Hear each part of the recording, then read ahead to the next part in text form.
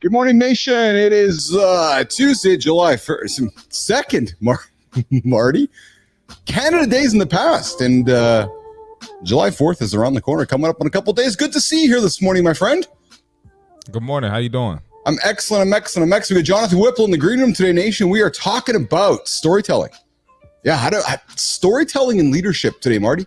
Storytelling and leadership, and then how you use your Aura ring to get your day started. Our guest, Jonathan Whipple, joining us from middle of the night in sunny Los Angeles. I reached out to him last week. I said, hey, Jonathan, do you get up in the morning early, or do you start your day late? He's like, no, I get up early in the morning. I wear my Aura ring. He says to me, Marty. He says, when I get up, if it tells me to go back to sleep, I do. Dude, that's pretty committed, eh? Yeah, my Aura ring will be telling me to go back to sleep all the time. Ain't no way I get enough sleep. Of course, we got Enzo joining us here from the future. And Enzo, we welcome you. What's up, Zo? Call him Zo for short. Welcome you into the lab this morning, my friend. Good to see you. Yes. Oh, storytelling. Yes, Enzo. We do not want you to fall asleep tonight, my friend. We have you have one thing over Marty. Yes, Keith. One thing over Marty in soccer. Canada is in the knockouts versus Copa America, while USA got knocked out group stage. Marty. Oh, I mean, I'm not a soccer guy, so I didn't even know what was. You're giving me new info. You know? Yeah. And then how are we doing today? We're doing pretty well, Enzo. We're doing exceptionally well. Thank you very much. We're going to get to storytelling today. You know, rise and shine. How sleep is the ultimate morning routine for a healthy and fit life. We're going to bring in our guest Jonathan Whipple in a few moments, and of course, it sleeps for the dead, though. Oh, are we talking Joe Biden again?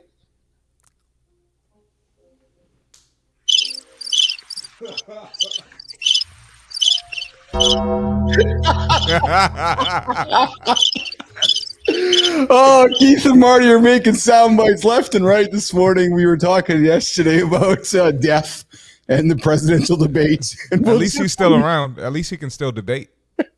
That's all that matters. I just have to keep hitting the sound effects. He's not a criminal. Oh my God! So, all right, that's enough. That's enough. No, we promise not to bring politics onto the show. Although I'm done for the day. I'm done. Although I'm going to tell Business Athlete Nation and Jonathan Whipple that you're all tuning in. You guys are.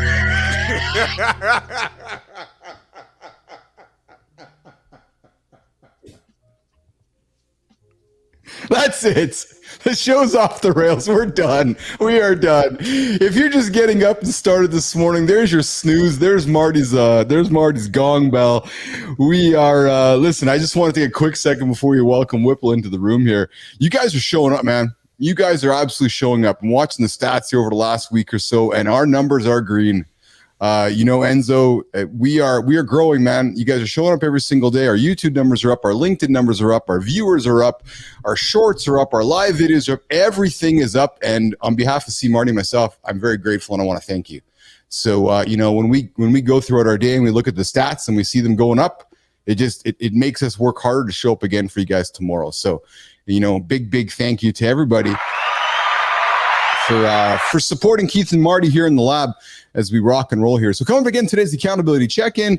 We're going to move the creator spotlight up a little bit earlier in the show. And then, of course, we get to see Marty fit tip of the day, the important one, right? So not only is accountability and get you going, but see Marty fit tip is going to be the one that is going to absolutely give you something to consider, helping you on the fitness side of things. So Marty, without further ado, I think it is time for us to bring in our special guest, Mr. Jonathan Whipple.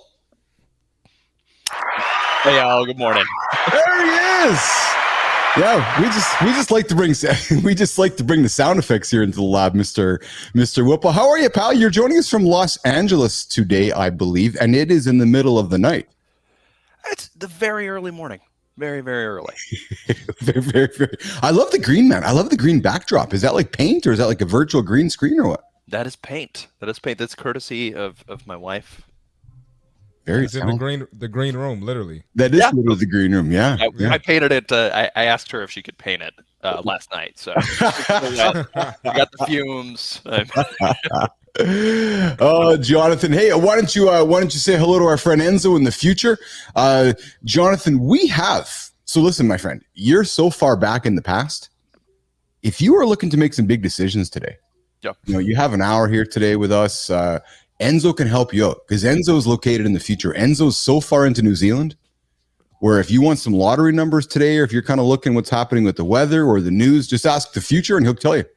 Oh, Enzo, let's start with the lottery numbers. Yeah. So Enzo, if you can throw some lottery numbers up today, that'd be great. It would help our guests, especially Jonathan. He's joining us from Los Angeles. He's very much in the past. I think he's actually in last week still. So I would encourage, would love to have that from you, Enzo, as well. So Jonathan, let's get into it, man. You're joining us from LA. Who is Jonathan Whipple, and what got you out of bed to come hang out with Marty and Keith today? Yeah. I mean, I guess first and foremost, I'm a dad. I'm a husband. I'm a guy who creates a lot of content on LinkedIn that supports my day-to-day job of recruiting. So I am a tech recruiter. I am focused on a specific technology called SAP, which is an enterprise resource programming program. So it's super super niche, you would think. But every huge company uses it, essentially. 99 of the top 100 companies need this to basically be the brains of their entire organization. So that's what I focus on. That's me in a nutshell. I post a bunch about recruiting, specifically human-centric recruiting. So I am all about the human touch, connecting with people. That's me. That's me. I got to be honest with Jonathan. Marty, when I saw Jonathan posting about SAP on LinkedIn, I'm familiar with SAP and everything, and I've never found somebody in my entire life, Jonathan Whipple, who's made SAP somewhat interesting. I am flattered. And you're not the first person to tell me that. It can be stale, man. It really can be stale, but it's an exciting thing. It's this huge invisible giant. It's responsible for trillions and trillions and trillions of dollars of commerce. It's massive, and nobody knows what it is. It's wild to me. It's so true, isn't it? It's like, I'm ancient growing up with cassettes, and it was BASF. Maybe Jonathan, you're from the BASF, right? But it was like the technology that made the cassette, yet nobody really knew what BASF was, right? It's like SAP. SAP is the underpinnings of major corporations around the world. And nobody knows anything about it unless they follow and stumble upon Jonathan Whipple on LinkedIn. That's what I'm here to do. So, Jonathan, what drew me to you and what I was telling Marty about you is that you have a love of storytelling and you have experience in the entertainment industry. Mm-hmm. And then you also created a story last week, which drew my attention to you around the storytelling angle. That you talked about your brother and the Gary Sinise story. Oh, my gosh. Yeah. So give us a couple of minutes. Introduce yourself to me and Marty about your love of storytelling and your experience in the entertainment industry and how we made our way to the Gary Sinise story. Yeah, absolutely. So storytelling is something I'm passionate about. Initially, that's what brought me to Los Angeles. I wanted to write movies. I wanted to write television. Had some fun opportunities to do that. Things that were purchased but never made, which is one of those heart-wrenching things. Oh, hey, yeah, I did that, but I didn't. That said, I made a pivot into reality television, and so my focus there was on casting, finding the right people for the right role, so you can see the parallels in my journey as a recruiter as well. Still the same thing. So I did that for a decade, finding casts for, any number of things. I got people to get married at first sight. I got people to jump into giant competitions where they're building stuff with Lego. I got people to go head to head with grizzly bears, and I'm not joking. In athletic competition, I found hosts. I found everyday people. Helped people who were former or current professional wrestlers or pop stars or actors transform into, this hosting area, help people achieve their dreams and be on television and transform their business with help from billionaires. So it was a really, really rewarding journey. It's something that I loved. And then one day I had a friend show me generative AI. Early, very, very early. And I was like, hey, this is the future. And I was like, oh man, do you think we'll be streaming and creating our own television shows using this? And they're like, there's no doubt in my mind. So I started packing my bags and looking to see what else was out there, and recruiting, made a lot of sense for me. Now the Gary Sinise story, for me, I try to tell a story or two every week on social media. Yeah. And the Sinise one just came up. I was actually watching Forrest Gump with my wife, and it just kind of brought me back, made me think about this Gary Sinise story with my little brother. Wow. So I want to go back to, let's put the Gary Sinise story aside for a second, Jonathan. How dare you put Gary in a corner? You're producing TV shows and you see generative AI. Yeah. And the moment you saw that was your pivot to, I got to get the hell out of this? Actually? Yeah, absolutely. Absolutely. So I saw a couple different things. So early kind of image generation, is super, super rudimentary video generation. I mean, it didn't look like anything. To say it looked like claymation would be kind of an overstatement. But there was also this technology that a friend demoed for me where they were replacing old advertisement like product placement inside of Seinfeld is what they were using for the demo. So I think Kramer had, I don't remember if it was like a Diet Pepsi or Diet Coke, and they replaced it with a pamplemousse LaCroix, however you say it, LaCroix. Yeah. And I was like, okay, how do they do this? Like, I mean, how many people had to come in and change things around and like replace this? And they're like, no, it's in real time. Like you can click this and then we could change it to another asset. So it was like, oh man, this is mind blowing. The ease of making this minor tweak. And then when you extrapolate it and look at image generation, video generation, and I guess all that's left is to solve the compute issues at this point, because things are, we're there now. We're there now. People are closing down productions. People are closing down studios. It's I guess Tyler Perry was like the biggest one. Like, hey, he's got hundreds of millions of dollars in the game. I need to rethink this because, this is possible today. Yes. Yeah, that's interesting. We'll have to come back for a second conversation on that. Yep. Marty here with Jonathan Whipple here this morning in the lab. Hey, Marty, let's throw the cameras back up on the three of us. Marty, let's quickly jump into yesterday's poll results. One of the features on the show here, I'm really trying to draw more attention to, Nation, is just this, the polls are throwing up every single day. Marty, we had a conversation yesterday on leadership, as you know, and the poll we threw up yesterday was, and Jonathan, what do you think is the most important attribute of a great leader? And we threw 4 choices up: communication, empathy, vision, and adaptability. What do you guys think was the number one choice out of those 4? Jonathan Whipple, what do you think? I hope it was empathy. But my guess, my hunch is empathy or communication.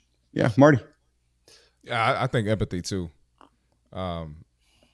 It was interesting amongst all the votes. It was actually evenly split, right? So, if anything, that actually pleases me, because people are considering empathy higher than maybe I thought maybe people would. Like, I'm thinking that people are going, it's got to be vision, it's got to be communication, but no, there's this humanness in the people's responses that no, actually empathy is more important. Because Jonathan, I'm suspecting, well, you're probably a number of years younger than I am, but I grew up with leadership where empathy wasn't even part of the equation. Yeah, that's accurate. It's not even a part of it for most of my life. Yes. So the fact that it's actually part of the equation and part of yesterday's polls is encouraging to me, Marty, because it says to us there's a generation of folks that are really considering that empathy is an important part of the conversation, and that we as humans want that from our leaders. So that's encouraging to me that, yesterday's poll suggests to us that, folks are looking for empathy. So if you're a leader, Jonathan, Marty, if you're a leader, pull that empathy tool out of the pocket and use it because your team wants it. Yeah, they want your vision. Yeah, they want you to be a great communicator, but ultimately they're really looking for empathy from you because that's what our poll is telling us here. So that's great. I was really, really pleased with that response. And then today we're talking again to continue our conversation around leadership and storytelling. Here's the poll for today. Marty, Jonathan, do you think storytelling has a place in leadership? Is it an essential tool? Is it sometimes useful? Is it rarely needed? Or is there no place at all in leadership? Marty, what's your POV on that? It's essential, in my opinion. If you're a leader, like, we kind of talked about this yesterday, you kind of want to be someone who has been through what you're teaching. So whoever your players are, or whoever your staff is, you kind of want to have gone through what they're currently going through, because it's going to be hard to respect a leader who hasn't walked in your shoes. Yes. Like why should I listen to you? So yes, I think it is essential. Yeah, I would agree with that. Jonathan, what do you think? I'd echo that. I think it's demonstrative. Like you're able to show your experience, just as Marty said. I think it's absolutely essential. I think it's absolutely essential to show where you've been and show where we need to go. That's it. And Marty, our good buddy William joins us here from down in the States with the Tech Dad YouTube channel. Jonathan, I think you know William from the LinkedIn feeds, but he comes in and says a good leader is actually a good counselor, and he's right. Right, a good leader listens, a good leader communicates, a good leader listens, provides empathy, asks lots of questions, and provides that guidance that one needs. So, William, great to see you here in the lab this morning. I'm glad you checked in with us this morning, just shortly after 8 o'clock Eastern. I know we've been talking with William along the way here, and as he's working himself through getting jobs and building his business and so forth. And if you're looking for a great YouTube channel, you got to check out the Tech Dad. He's over up there on YouTube. But hey, Marty, it is that time. Boom. Yep. Jonathan, it's this point of the show where we dance. Yeah, we're like the old dads. Just throw our arms up and dance a little bit. Jimmy, it's that time where we're going to pull this guy off, that guy off, and leave me up there. We're going to get into the accountability check-in. And today we're talking about storytelling, but most importantly, nation, if your team doesn't get your vision, it's on you. Oh, yeah. Clear communication as a leader is key. Without it, your vision, it just stays simply a dream. So you got to support your team. You got to empower them to see what you see. Bringing your vision to life, it's not a lone wolf journey. Even as an entrepreneur or solopreneur, it's a collective mission.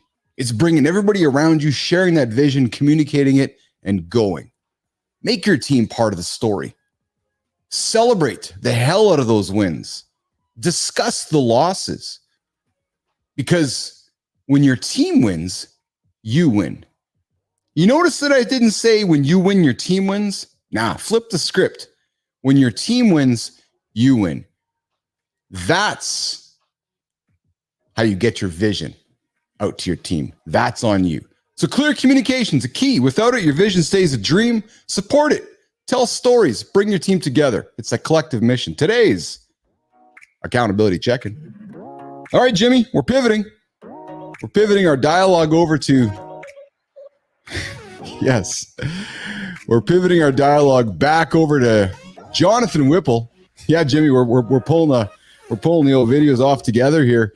So let's get into our big conversation here today, guys. Marty, Jonathan, the leadership superpower. So, gentlemen, picture this. Jonathan, I'm looking at you, my friend. You're in a room full of people. Everyone's glued to your word. You're out there producing shows, out there in front of everybody. You're not just delivering that information, Marty. You're telling a story that moves, it inspires, it drives action. That's the magic of storytelling and leadership.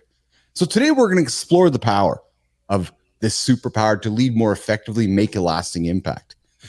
We're going to talk about storytelling as a tool for change. And if you think about it, guys, examples of historical leaders, and you both talked about this a few moments ago, who use storytelling to inspire action and change. You have to look no further than to history, to Martin Luther King Jr.'s I Have a Dream speech. You have to look no further to the past, to Nelson Mandela's storytelling to foster reconciliation in post-apartheid South Africa. Storytelling helps leaders articulate a compelling vision for the future. When you are a great storyteller, it aligns team members with organizational goals. It builds trust with storytelling. Let's get into some of the back and forth. Jonathan, let's start with you. Why do you think stories are such a powerful way of sharing a vision or message? And from somebody who's coming from television, television tells stories for a living. Why do you think, Jonathan, and why do you choose to tell stories once, twice a week on LinkedIn to share your vision and message? Let's get into it in today's feature conversation today. Jonathan. Yeah, I think it's one of those things that's hard coded in our DNA. Like, we go back hundreds or thousands or tens of thousands of years or millions of years. We're sitting around a campfire. At the end of the day, what's going to come up? A story's going to come up. So stories are the way that we've transferred knowledge throughout time. Telling a story and working on that craft and making sure that you're able to showcase or highlight lessons, stories of the day, pass on virtues. So I think it's one of those things that is just hard coded in us, and it's essential to the fabric of being a human. So that's really, I think, why I choose to embrace it. Yeah. Hey, Marty, do you find storytelling useful in motivating your clients on their fitness journeys? And I know you and I have spoken about how you've related to coaches in the past and leaders in the past on their stories. How do you use storytelling to motivate your clients and their fitness journeys and their life journeys? Yeah, I absolutely use it. And if you really think about it, it's kind of like history repeats itself. So, with my clients, it's like, you're not the first person to deal with this issue or run into this obstacle, right? I've trained moms before. I can even show them moms, or I might have a mom in there to talk to them, or a dad in there to talk to them. Someone in the tech space, someone in finance. So, it's kind of like it's crazy how lessons, even from like the Bible, still apply to today. Or if you look at like American history, some of the lessons and some of the stuff that the leaders did, it still applies today. So I absolutely use storytelling with fitness because it's the formula simple. The formula that works for this woman is going to work for you too. So. So interesting. What you're saying is that both are essentially saying is that we're using the history of stories to help people present themselves for the future. Like you said, Marty, I've worked with the mother yesterday that had the same problems as you. So I'm going to work with you the same way I've worked with her, share some of her experiences to help you move forward. Exactly. So it's essentially what you're saying, right? So we got Enzo popping in with, people say the past is the past. The past is also history.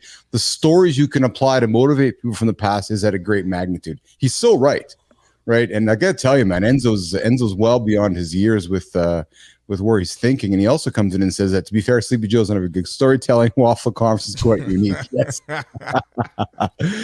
And then being a leader, Enzo pops in, but you don't have to be the smartest in the room or the loudest. You have to have the right mindset and morals. You were talking storytelling with Jonathan Whipple here this morning. Guys, and Jonathan, looking at you, working at SAP in the corporate world, when you go to work and you recruit and you work with people every single day, the impact of storytelling on organizational culture, how do you think storytelling helps in shaping and communicating the organization's values and cultures? That's a great question, and I think it's essential. You need a shared mission, you need shared values, you need shared purpose. So storytelling is a way to demonstrate each of those areas and make sure folks are aligned. Mm-hmm. As a recruiter, I'm working with a variety of end clients every day. So I have to tell the story, not only of the organization, but I have to tell the story of the transformation. Here's the business problem that you're going to solve. Here's what we want to bring you in to do. Here's why you as a candidate are the ideal person to do that. And then again, it's taking that back to the client or taking the candidate story back to the client and painting why this person, the mission that they've been on throughout their career, why this is the person to solve your problem. Like the story is the thing that ties it all together. Yeah. Yeah. Marty. Yeah, I was gonna say, Jonathan, you're kind of like a coach essentially. With what you did with reality television, putting a vision together, getting the right people, and now as a recruiter, you putting people in the right places and coaching them up to tell them, how they can be effective in the company. So how do you see yourself as a coach? That's how I look at you from what I've heard. I'm Greg Popovich. I'm just I love young. it. I'm a Yep. young I Greg love it. Popovich, longer hair than he's ever had, but that's how I see myself day to day. Or hockey folks, I'm a bit of a Scotty Bowman. There you go. I'm somewhere in there. Yeah. I like that. Yeah. I like that a lot. Absolutely. Absolutely. So continuing with our organizational culture, I would also say that stories are a great way to bridge generations, right? So when you're leading an organization, and I got to suspect, Jonathan, as you've been working through your career, it's a great way to make the 30-year-olds feel closer to the 50-year-olds, the 50-year-olds feel closer to 30-year-olds, and so forth, because we can tell stories. I'm often telling stories with Marty and different colleagues in my path, and I relate to the gray hairs on my face, or maybe the gray hairs on your head, Jonathan, because you're like, nah, these gray hairs are my stories that I want to share with you. And I think when you're able to be vulnerable and you share that with your audience, it brings people together, doesn't it?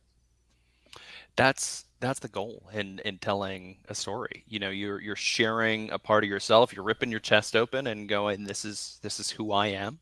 Like the hope is that people relate to that, and they relate to a moment in their own life, and you've identified something that is cross generational, and I think absolutely. Yeah. And then we get into the psychological and emotional impact of storytelling. So not only do we, as leaders, use stories to bring people together, we use stories to refer to the past, to make ourselves more relatable. The stories also connect us, Marty, Jonathan, on a psychological and emotional side of things. It evokes emotions. It creates emotional connections. Jonathan, when you wrote the story about Gary Sinise, and I bring it up because it's I connected to it.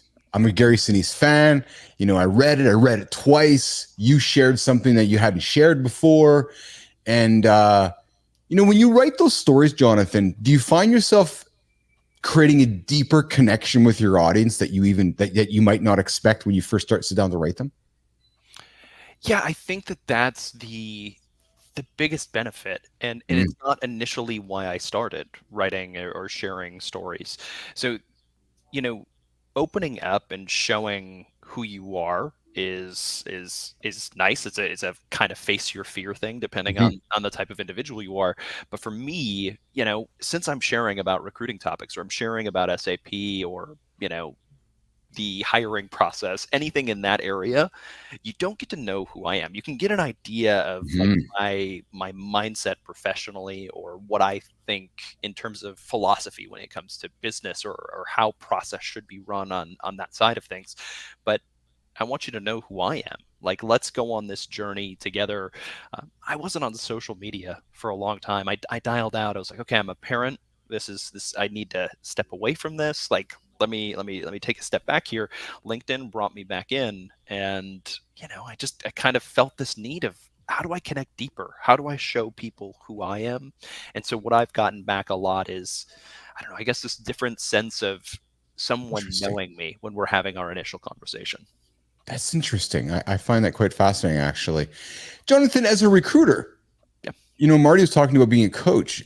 Have you used storytelling to influence decision-making with somebody you're trying to hire, whether it's influence them in a certain direction, but do you find yourself using stories to influence decisions of the people you're working with?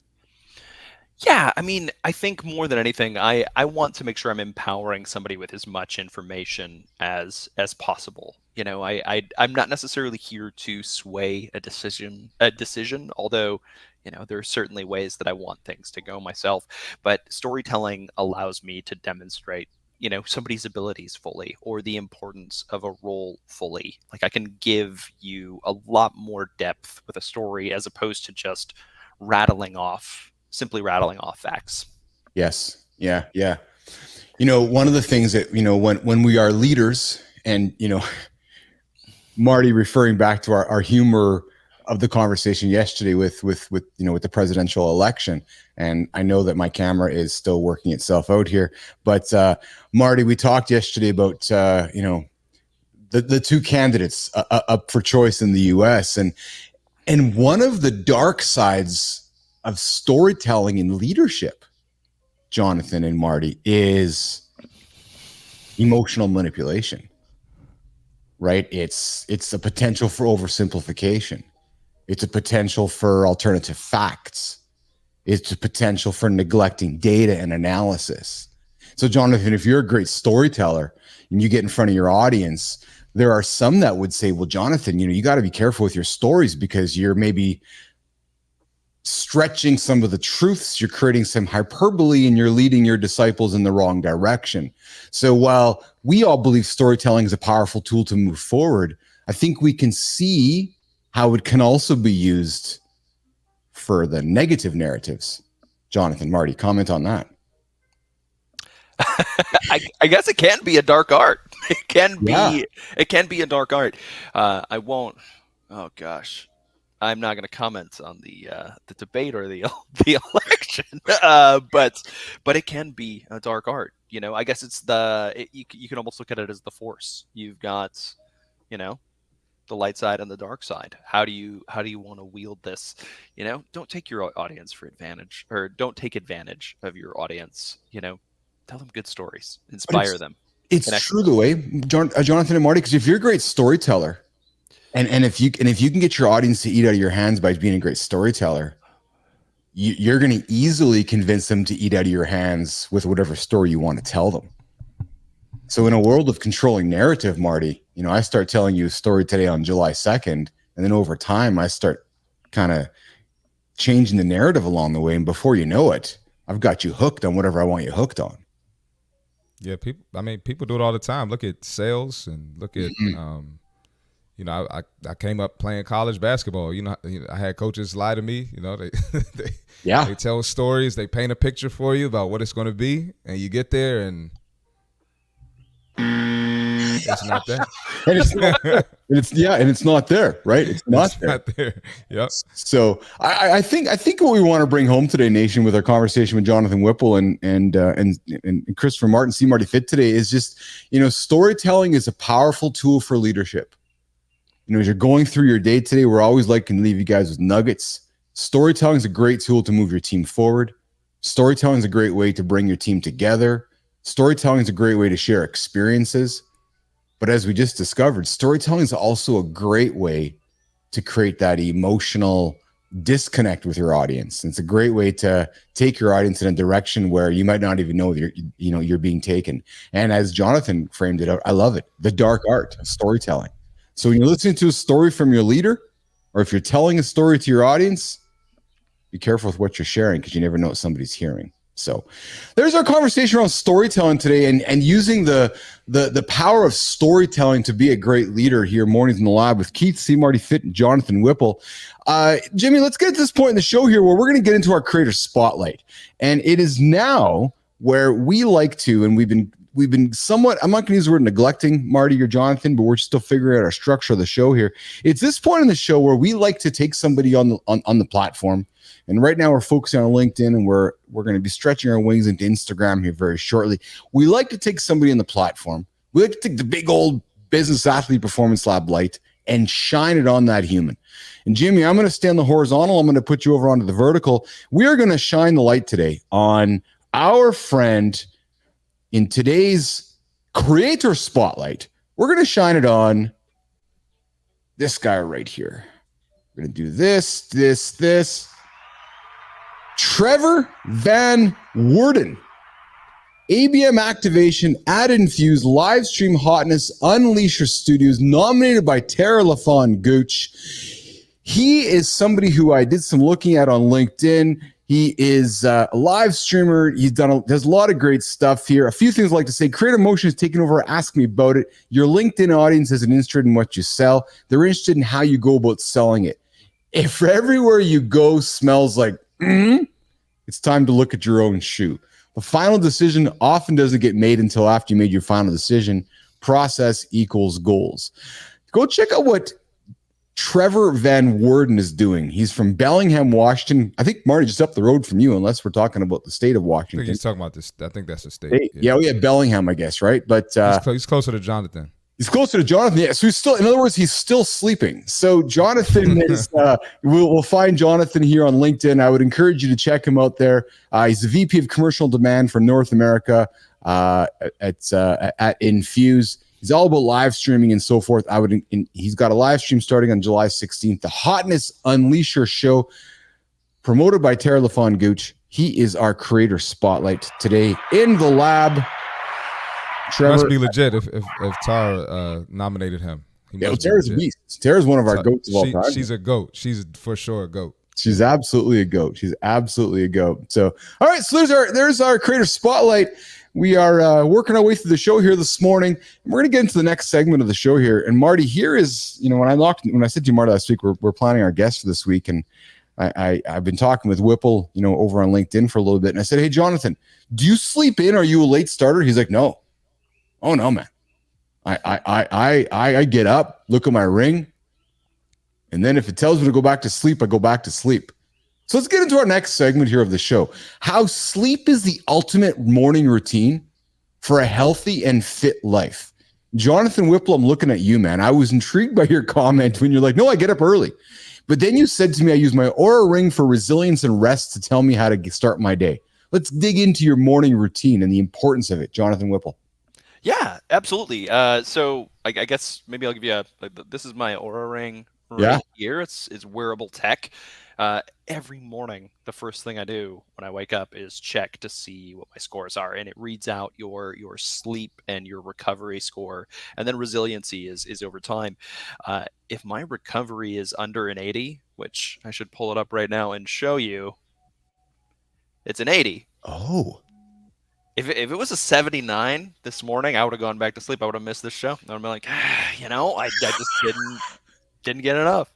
That's my baseline. I need at least a B- from my sleep and recovery to kick it off. So usually that's right in the 5 to 6 a.m. window. But last night I went to bed at like 8:30 to be prepared and wake up at 4 in the morning. So perfect.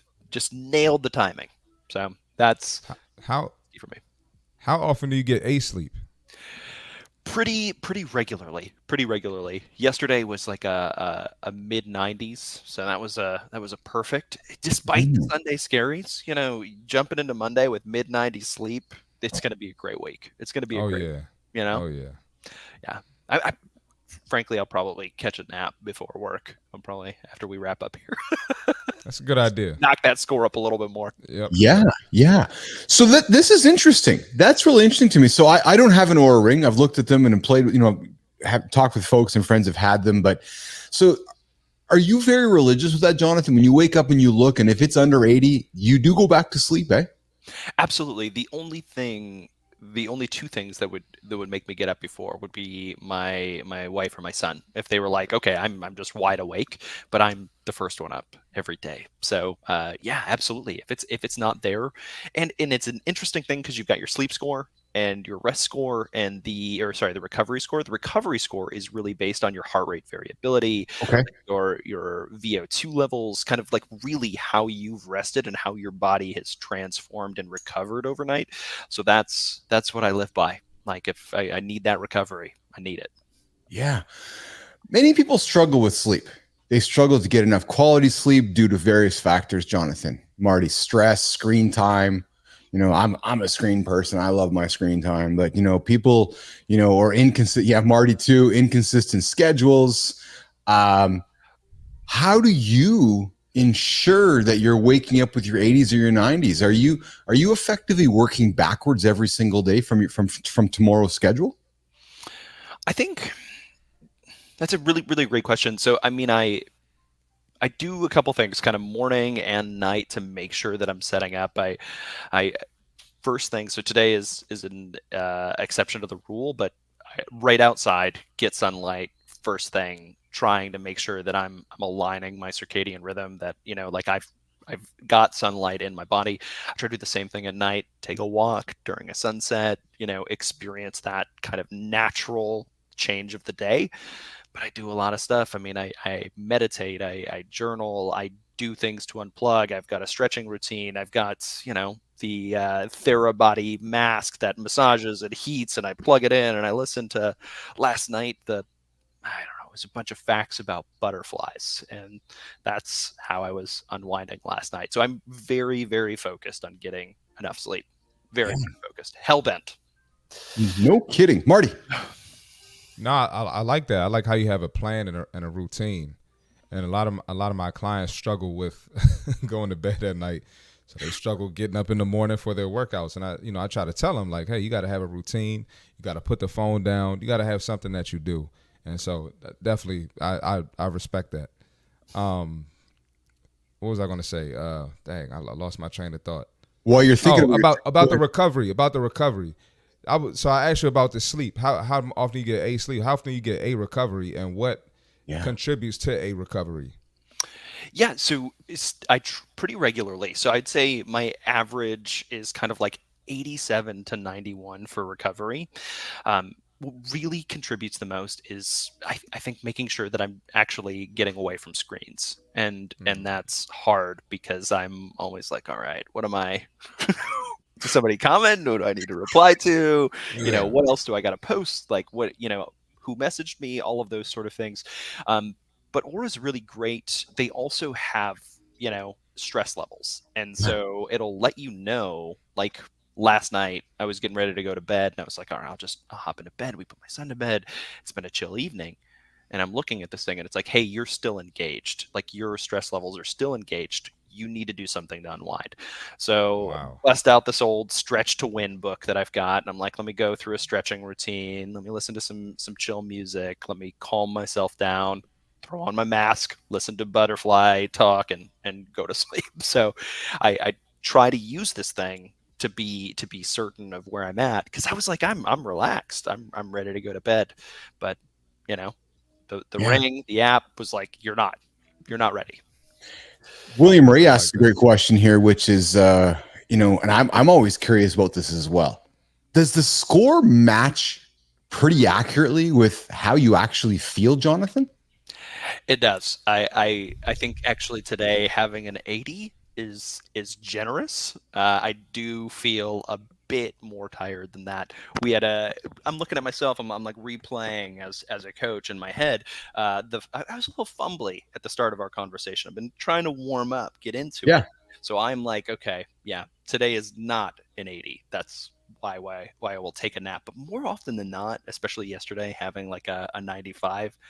Yeah, it felt like a 95. I mean, like, cartoon birds were singing. I'm just like whistling, walking down the street, high-fiving neighbors and stuff. Yeah, it was spot on. That's really cool. That's really cool. When you're wearing the device and the technology, in many ways, are you almost encouraged to hit snooze? Because it's like you wake up, you look at your app, or you look at or whatever you're looking at first thing, and you're like, oh, it's a 74. Good, I can hit snooze. I think so. So I'm not an alarm clock guy myself. I wake up. No alarm. Today again, exception. You know, it's one of those benefits of having a toddler is that's my fail safe. If I'm not up, he's gonna wake up before work starts, right? But yeah, I think you are incentivized to hit snooze. And if that becomes your practice, you're incentivized to really set yourself up with the proper routine to sleep better. Yeah. Are you like a coffee guy? Do you do coffee or anything like that? Oh, yeah. I didn't even. Okay. It's not just coffee. There's creatine in the coffee. I'm like going all the way in. Nice. Yeah, I'm a big coffee guy. Yeah, a few cups a day. Creatine helps the energy as well. I'm a creatine guy too. Yeah. And I notice when I'm not having my creatine. Yeah. Same here. Yep. Jonathan, it's clear you're a business athlete. You practice some very consistent habits. That's just in talking to you here in the last 10 minutes about your sleep habits, like you're very much weave technology into your life to ensure you're getting your rest, your heart rate variability is proper, your VO2 max is proper. Are you overly neurotic about that, Jonathan, where those stats are driving you day to day? You're like, hey, honey, hey, kid, I got to go to bed because my numbers are going to be off tomorrow. Or do you find there's a balance to it, Jonathan, where it's, okay, here's the numbers, but here's also real life. I'm also a dad, and I got to balance it all and make the best decisions along the way? Yep. It's great question. And I think it would be easy to fall into something like that. Yes. I look at technology overall as something that should allow us to be more present. So in recruiting, and I think we've messaged back and forth about this, I love AI to handle administrative tasks. I love it for shortening the ramp up time for various things. But I use that to allow myself to be more present. I use the same thing here. Like I do live by and care about these stats deeply, but it's also I can be more present. When I have better sleep, I can be more present with my family. So they come first, and thankfully they love sleep as well. And it works out, but I think it could very easily be something where I'm like, hey, we got to go to sleep. We got to change it up here. Marty, Jonathan's buying the Aura rings for his family. His little toddler's got one on the finger, and his wife's got one on the finger. They're comparing stats in the morning. My wife has one for sure. Oh yeah. She got one like 2 weeks ago, and it's like completely changing her sleep as well. Is that That's right? amazing, man. I gotta get one. Now I'm getting one. Yeah, and we're gonna jump to the See Marty Fit Tip here in a couple moments. Enzo jumps in and says, "I'd be like a 50 since I stay up with these amazing people for a great show. Thanks, Enzo. We appreciate you. We'll ship you an Aura ring too, and we'll program it so it's always an 80, so you get up always happy with us."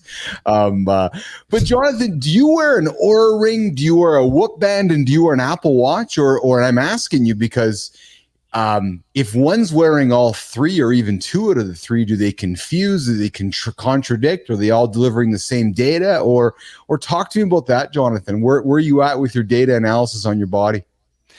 Just the Aura ring. I've got an Apple Watch up here, and I'm hoping you can see how dusty it is. Oh yeah, just dusty. What moved you from the watch to the ring? So overall, just how comprehensive the Aura ring is. So I've got some friends who, being an athlete is their career. They said, hey, this is what I'm using. Like, for real, this is the best investment I've ever made into my health because I can see this stuff in real time. Wow. Pointed to a bunch of studies, and I was like, all right, well, you guys get paid to do this. I'm gonna trust what you said. Oh, my lights just went out there. That's awesome. We're just seeing real-time light changes. And Jonathan, can I get a gong? Can I get an Undertaker bell there? I don't know what happened. That's hilarious. That's awesome. Yeah, Lauren's right. Yeah, we need to get on the ring business. I very much have been intrigued by the rings. Obviously, we wear our Apple Watches, and I haven't gone out past that garden, but the Aura ring is certainly intriguing to me. Rumor has it Samsung's got a ring coming out, and Apple has a ring coming out here in the next 12 months or so. Of course, to keep you into that ecosystem. But I love to hear your passion, Jonathan, about your Aura ring. While you're figuring out your lights, let's move to the See Marty Fit Tip here. Jimmy, producer Jimmy, let's get the See Marty Fit Tip of the day here. Let's do this here. Let's go. Boom. Boom. All right, let's get to the fitness tip for today. Rest is not a luxury. It's a necessity for reaching your goals. Let's talk about it. All those hours in the gym and eating right are only part of the equation. If you want real success on your fitness journey, you need proper sleep. Here's why. Muscle recovery. During your sleep, your body repairs and builds muscle tissues. This recovery time is essential for muscle growth and strength gains. So remember, when you're in the gym, especially when you're lifting weights, we're tearing that muscle tissue down. If you're not sleeping, there's no way for it to repair and for your body to change and for you to hit those fitness goals. Hormone regulation. Sleep helps to regulate hunger and stress, reduce cortisol levels. Proper sleep also boosts the release of your growth hormones, aiding in fat loss and muscle building. Sleep is essential. Energy levels. Quality sleep ensures you have energy and focus. How do you think you're going to perform the next day at work? How do you think you're going to perform in the gym if you're not getting sleep? No wonder your energy is trash. These are important for intense workouts and daily activities. Bottom line, prioritize your sleep just as you would your workouts and nutrition. Aim for 7 to 9 hours of quality sleep each night to optimize your fitness journey. Remember, rest is not a luxury, it's a necessity for reaching your goals. And that's the fitness tip for the day. Awesome. The C Marty Fit Tip of the day. Coming to you from the Business Athlete Performance Lab. Mornings in the Lab with Keith, C Marty Fit, and joining us today, Jonathan Whipple from Los Angeles. Hey, Jonathan, how many hours of sleep do you average per night when you do get your sleep? So I actually just checked it this morning. 7:33. 7 hours of 33 minutes is my average. That's good. Yeah. That's really good. That's really good. You know, we don't talk. Society does not talk enough about sleep, do we? You know, and is it because, gentlemen? Is it because we're so scared of FOMO, which is, if I'm sleeping, I'm going to miss out on a bunch of things? When, we know the first thing we all do when we wake up, we turn social media on. We open up our phones. Or in Jonathan's case, he opens up his app. But is FOMO driving us to not sleep enough, Jonathan, Marty? It could be that, and a little bit of hustle culture. I'm grinding, no sleep. We got to get the bag. We got to get to the money. We got to get to the. Badge so of honor. that can play a role too. Yep. Yeah. Jonathan, was there a moment in your life? Was there a pivotal moment in your life? Was there a dark time in your life where you're like, I got to get my sleep under control? I know you said you talked with your friends and they're like, hey, get an Oura ring, these athletes. But was there a moment when you're like, I need to do something about this? Put my watch down, I'm buying a ring, and I'm taking care of myself. What was the moment, Jonathan? So it's not a dark moment. It was a beautiful moment, and we had a baby. And so, before you have your first child, everybody's like, hey, make sure you get as much sleep as you can. Sleep now, like all of these tried and true, like pieces of advice. And I didn't. And then I didn't sleep well because I had a baby, right? And you kind of go through that period of like, I'm sleeping for 3 hours here, I'm sleeping for 2 hours here, I'm sleeping while the baby's napping. Like you're kind of becoming a different. You're not entirely human. You're like running on fumes. Like, who am I? And I came out the other side of that. Our child was trained or it has not trained, but he has a sleep schedule, right? He's like, okay, cool. I've got naps and it's during these regular times. And I was like, okay, I'm not sleeping well now that I have the opportunity to sleep more. What do I need to do? So first thing I did is I ended up getting this ring and then going, what can I do? What little tweaks can I make to get that score up? The same way I would play a video game or the same way I would work at my own craft and playing social sports. How do I get better at this and improve that score to get the positive outcome? Yeah. So you use it to gamify your life. Yeah, absolutely. Absolutely. That's exceptional. And it's working for you. Majorly. I tell everybody about it. And so far, only my wife's listening, despite me using this for a year. I'm like, come on. Well, you've just given me an idea. Marty and I were talking business yesterday. And Marty, I think we might know who our first title sponsor for the show should be. Let's do it. Like, honest to God, we do a morning show. Sleep is one of the most important things for humans. And if you and I are waking up with an Oura ring, it becomes a key part of our show. So Oura, you're going to get this video clip sometime today or next week from Keith and C. Marty, because you need to sponsor our show, the biggest business fitness related morning show on the planet. And sleep is the most important thing to get humans going every single day. So Oura, yeah, we're going to come knock on your door. You got to be a sponsor for the show. That's exactly right. That's exactly right. Gents, we are wrapping up our hour here. Holy smokes, it's gone real fast. We talked about storytelling and leadership. We finished our conversation today around how sleep's the ultimate morning routine for a healthy and fit life. I've really taken a lot of the last 15 minutes, Jonathan. I've talked with people at Aura Rings before, but I don't know if I really kind of digested it as much as I have with you here today. You talking about how it's had that impact with your life, with your kids, and to hear you say that, I wake up and I look, if the number's low, I go back to sleep. I've never really had anybody tell me that in that really distinct way that, no, that's exactly what I do. I'm like, oh, like that's the right thing to do. It should be their whole marketing campaign, man. Like, yes, it is a powerful tool and it improves your life. So I'm glad that it is something that stuck out for you, and I hope you get one. And I'm curious to hear what your journey is with it. Absolutely. As we're wrapping up here, Enzo comes in. I'm bloody cracking up. Can't keep it together with my sleep schedule. Yes. Well, Enzo, we actually don't want you going to sleep because we need viewers on the show. So Enzo, keep tuning Selfish, in. Man. Yeah. Tell all your friends in New Zealand to keep tuning in with us and keep tuning into the show. But hey, listen, before we say goodbye, Marty, throwing over to you, Mr. Whipple. Final words, final comments on today's show. What do you got going on for today? Any plug for SAP? Any plug for the recruiting stuff you going on? But Jonathan, final word over to you today, my friend, before I throw it over to Marty. Make content.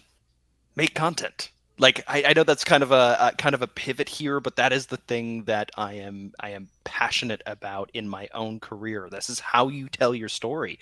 Make content, tell your story, share who you are, get out there, get in front of people, meet people like C. Marty Fit and Keith. Like, do it. Get on shows like this. Have fun. Enjoy the journey of being yourself and putting yourself out there. Yeah, absolutely. Make content. You are a great content creator. I really noticed your content on LinkedIn. You're all in on video. Talk quickly about video. We are seeing video do this on LinkedIn platform. Talk about how you're having an impact with video, Jonathan. Man, it's something that's been on my radar for a long time and only just started. So it's been about 3 weeks of making video, and I mean, it's just the best way to show who you are.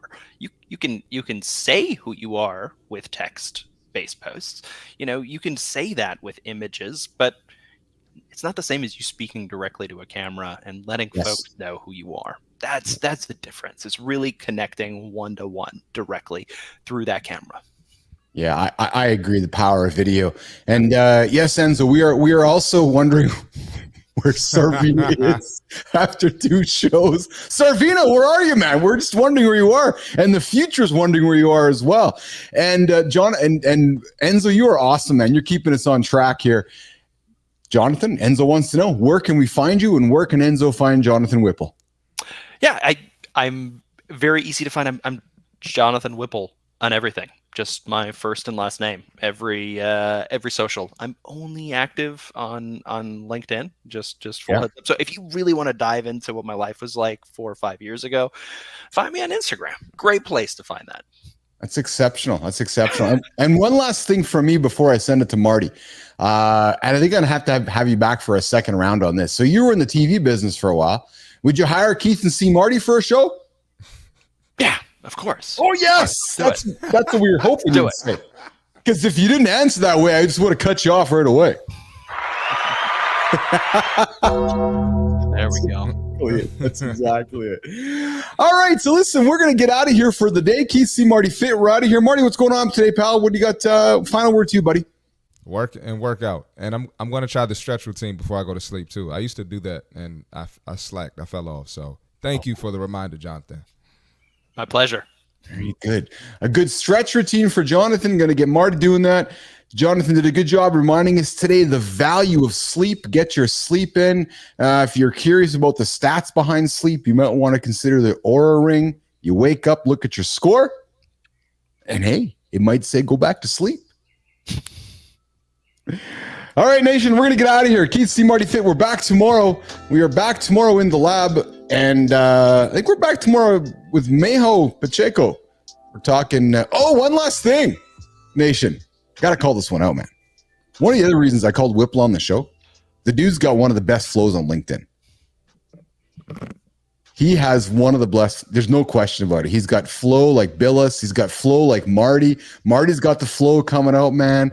So we are all about flows here in the lab. So if you're looking for great flows, you come join the lab. Bring your flow to the lab. We're going to have some fun with you. Jonathan, thanks for joining me today, my friend. Hang tight in the green room. Marty, awesome, buddy. We'll talk to you throughout the day. Enzo, you are awesome, my friend. Thank you for joining us as always. Lauren, thanks for jumping in, my dear. Sarvina, where are you? We were wondering where you are. And of course, everybody listening to the vertical streams here. Yes, we are going to get Jonathan Whipple to join the challenge on the Flow Challenge. We're going to get him to keep his hair growing long and see what happens here. So we're going to get out of here, guys. We'll see you guys tomorrow, okay? Cheers.